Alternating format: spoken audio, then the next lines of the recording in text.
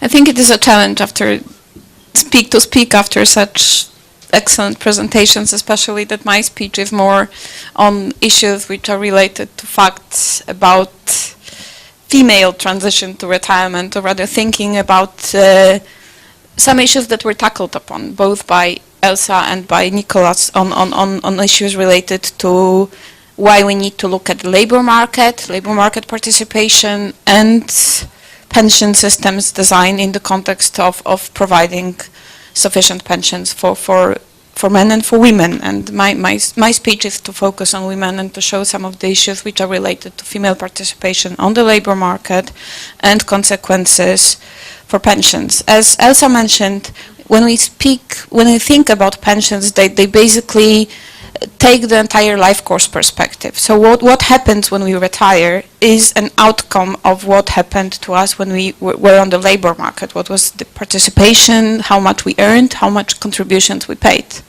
And when we retire, it's very little that can be done as far as pension level from the perspective of what is our history. Some of these things can be, and in some countries are amended by pension systems, but less and less so because countries move for economic, for sustainability reasons to more defined contribution environment. And the closer the link between contributions and benefits, the more important work histories are, and this should be taken into account. This is the part of the research that we did together with the Instytut for Structural Research on a Neujobs project. So basically, what I would like to say is the life course challenges in the light of population aging with the perspective of gender and women. Then the issue of gender pension gap, which has been discussed by some, looking at what is the current difference between pensions of men and women. And my main point is that when we think about the current difference in pension levels between men and women, they capture the past. So what happened to women in the past on the labor market, and what happened to them in the past is totally different compared to what happens to them right now. So this is a result of changing labor market patterns that have been mentioned, like increased female participation in employment, but not always, changing in the pension system design as well. And there is some attempt to propose to measure the gender pension gap, which is sort of forward-looking, not backward-looking. The rationale I already explained, and the index as well. Some of the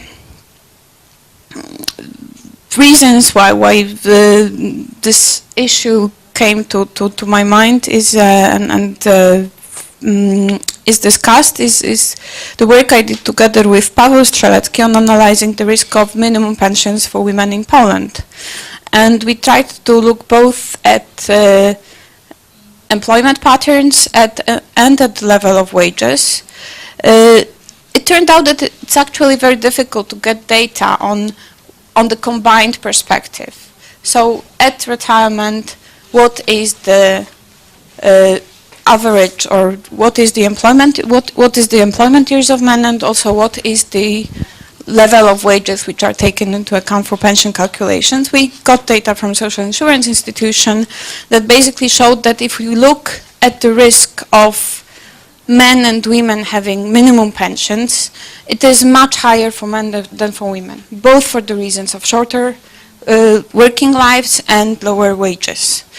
If we try to disentangle this difference that is between men and women, we see that much of it is actually labor market, and relatively little is the design of the pension system. So in fact, when we think about equalizing situation of men and women, or providing women with higher pensions, it has to do a lot with the labor market perspective, as Elsa mentioned. So we can't think about pensions not thinking about labor market, and that means also not thinking about education and how education actually provides a good basis to relatively smoothly enter the labor market when we have this kind of life course perspective.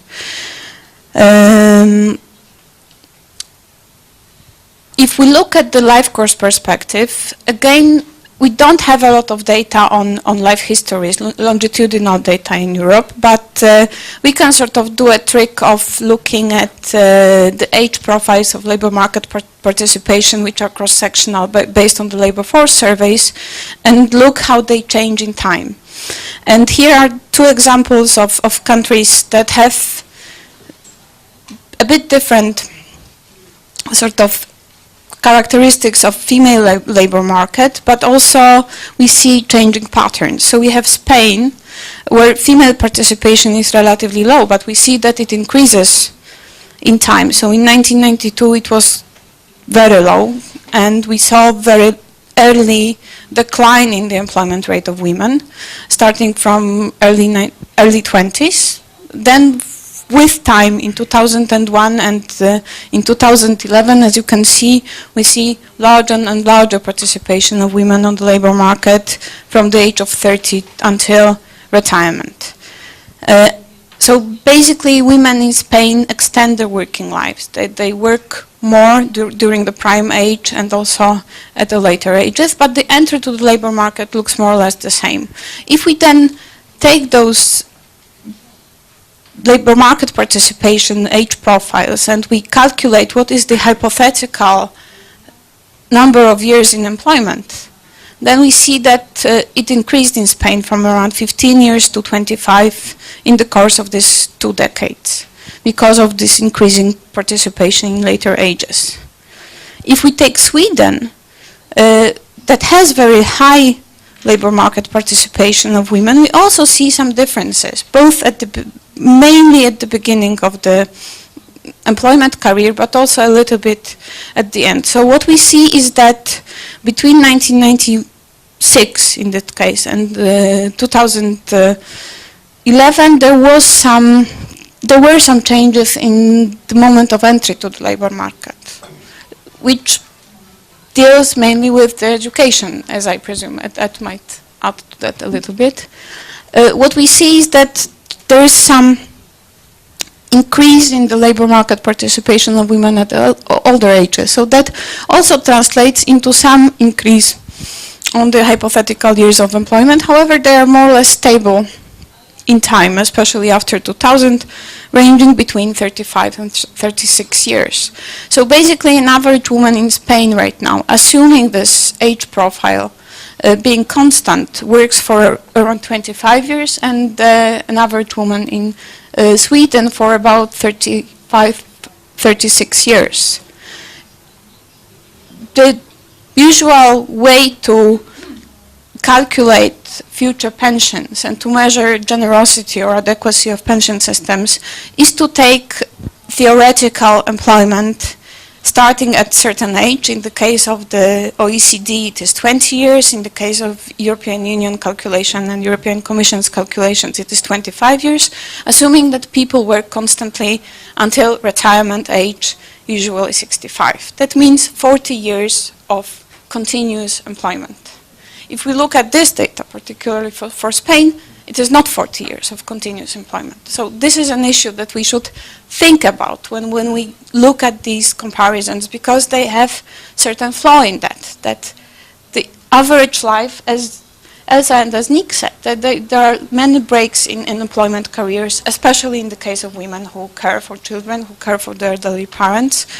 There are different employment contracts with different contributions being paid, and that all counts when we think about pensions. There's also a gender pay gap. So when we look, that was the employment participation, labor market participation, but there's also a difference in wages, which we should take into account, which again is different in different countries in Europe, but is in the case of some countries quite significant, as you can see in this picture. So if we combine these two perspectives, wages and gender pay gap and employment participation, we see that there is a gender pension gap or gender employment gap that translates into the pension gap. There are also changes in the exit ages which have been discussed. So in many countries, actually, we do see that women work longer. and they less so plan retirement, which is partially related to the fact that countries change legal retirement ages. And here, again, example from Poland. In Poland, one of our reforms that was pre-austerity, I would say, but sort of post-pension reform activity was to remove possibilities of early retirement due to seniority. Until 2008, basically, women could retire at the age of 55 if they worked for 30 or more years. And as you can see, until 2008, effective retirement age of women was around 54 to 56. So basically, 55 was the actual retirement age. This was removed in 2009. I could have many stories to tell about the process, as that wasn't on Elsa's position, but a little bit lower still, having a responsibility to deal with this change in legislation with my hours of negotiating with social partners that were counted and some other experiences during the parliamentary discussions. But nevertheless, we succeeded. And as you can see, that means a jump in average retirement age of women between 2009 and 2011 from 55 to basically almost 60. So this can be done. It is painful, but that means that pensions can be higher. If we look at the early retirement plans, and here is the data from the Generation and Gender Survey, we see that women who are at the age below 60 less and less plan early retirement. So women aged 50 to 54, and this was a survey done in 2010, basically don't plan early retirement. Older women, sometimes they do, but more frequently, not any longer. So a legal change changes also the perspectives and assumptions. Many countries do increase retirement ages, especially for women. As Nick mentioned, in some countries still women retire at lower ages than men. But if we look further into 2040 and plans of the governments, we see that basically in all European countries women will be retiring at the same age as men, and it will usually be a higher age than currently, with minor exceptions of Bulgaria and Romania that still keep different retirement ages in the future, at least now. We don't know what will happen until 2040, of course.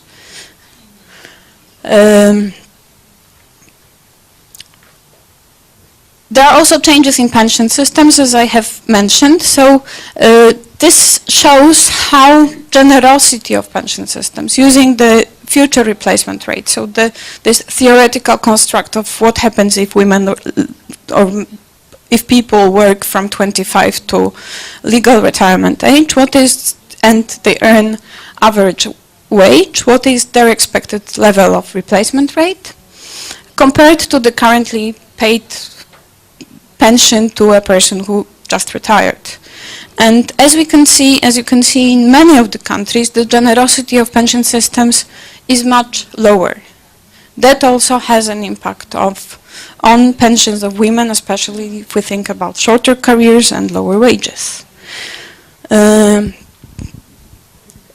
What happens if women work, if people earn less? There's also a calculation of replacement rates for people who have low wages, and we see that in many of the countries the replacement rate level is basically more or less the same.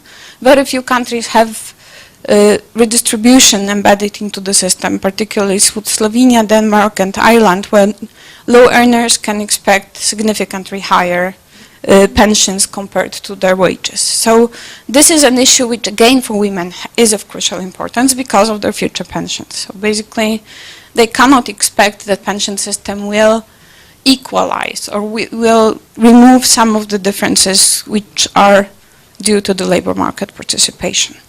Another important component is career breaks, and pension systems usually don't recognize rights for career breaks due to the elderly care, but they do recognize rights for the child care, but in different ways. And in fact, if we look again at this theoretical replacement rates, there is a calculation of what happens to women that have 3 years of career breaks. And we see that, well, Germany and Italy, they grant even more if women have children and care for children compared to the counterfactual not having children. But many of the countries, actually 11 countries out of 20, I think it's 27, have strong declines in replacement rate. So basically, childcare years are not recognized as much as employment. And that also matters for a pension of women in the future. So if we combine these effects, so if you look at the labor market, employment years and wages, if you look at the pension systems, how they redistribute, how they compensate career breaks, how they index pensions, women live longer. So if there's a lower indexation, that also affects women more as far as their income, especially when they are in their 80s or 90s, as they draw their pension for many, many years. And there's also retirement age difference if it exists. We can calculate sort of future forward-looking pension gender gap index, having those two perspectives, labor market perspectives and pension systems perspectives. So this is the calculation of an index. The closer the countries are to 100, the more equal from the female perspective they are. So Slovenia, Denmark are doing very well, and then Romania, Hungary, Greece, Slovakia, and Poland, Latvia, and so on, as you can see, are not that good in having equalized the situation. But I think this is sort of an interesting issue to see these both perspectives, the labor market and the pension system perspective. What is the level of gender equality in those two dimensions if we break the countries? And we see that there's certain diagonal picture. So countries that have equal labor markets as far as outcomes and policies, we may assume, also have relatively equal pension system design. So Slovenia, Denmark, the UK, and the Netherlands are on the high level on both labor market and pension systems. But then we have also the other end. So we have Italy, Romania, Slovak Republic, Hungary, and Greece, which are not that good on both ends. On the other diagonal, as you can see, we have very few countries. So basically, we see certain policy correlation between the labor markets and pensions. And this again shows that the good governments are good governments in both labor market and pensions, and the bad governments are bad governments in labor market and pensions. And in most of the countries, labor markets and pension ministers are the same ministers. So maybe that's the issue. So conclusions.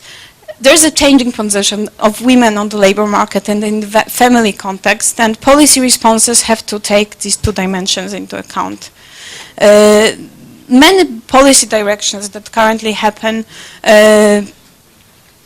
affect gender differently. So there's an increased participation of prime-aged women on the labor market, prolonging working lives, increasing ages, raising retirement age, reducing progressivity in pension formula. Full understanding of how we move from work to retirement requires looking at both the labor market and pension systems perspective. Women usually lose twice on both the pensions front and the labor market front. Researchers refer to these gaps, but very rarely having a combined perspective. I tried to look for the data on what is the distribution of both wages and labor market careers, I mean the length of the labor market careers, and there is no data on that. And it's not covered in the literature. So people either focus on the gender pay gap or they focus on the employment participation. They don't take these two dimensions together, which should be more or less natural. Okay, and this is the summary. So basically countries that are good on both sides are good on both sides, and are gender friendly, and that are not gender friendly on the both sides. not gender friendly, and we need to have this life course perspective to actually understand pension systems and understand labor markets and what is the impact on that for the well-being of both men and women at retirement. And I think that's it.